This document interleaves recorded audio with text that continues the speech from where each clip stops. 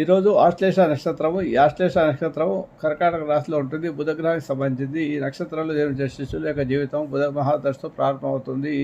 ఈ నక్షత్రంలో మొదటి పాదంలో ఎవరు జన్మించినా కూడా ఎలాంటి దోషం లేదు. రెండో పాదంలో జన్మించిన శిశువు జన్మిస్తే ధనానికి తండ్రికి దోషం. మూడో పాదంలో పుత్రిక జనమైన శిశువు జన్మైతే తల్లికి దోషం ఉంటుంది. ఆ నాలుగో పాదంలో శిశువు జన్మైతే తండ్రికి దోషం ఉంటుంది. ఈ నక్షత్రానికి మొదటి పాదంలో జన్మైన వారికి సామాన్య శాంతి అనగా ఆచరణలో తండ్రి శిశువు యొక్క ముఖాన్ని చూసిన తర్వాత డైరెక్ట్గా చూడాలి.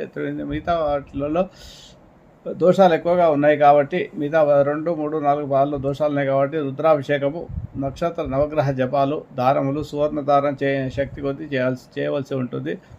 ఈ నక్షత్రంలో పుట్టినవాడు మంచి వ్యాపారస్తుడు, రహస్య కార్యకలాపాలు చేయవాడు, సౌభాగ్యవంతుడు, క్రూరుడు, సౌమ్యంగా మాట్లాడేవాడు, పరిస్థితి లేని ఆసక్తి గలవాడు,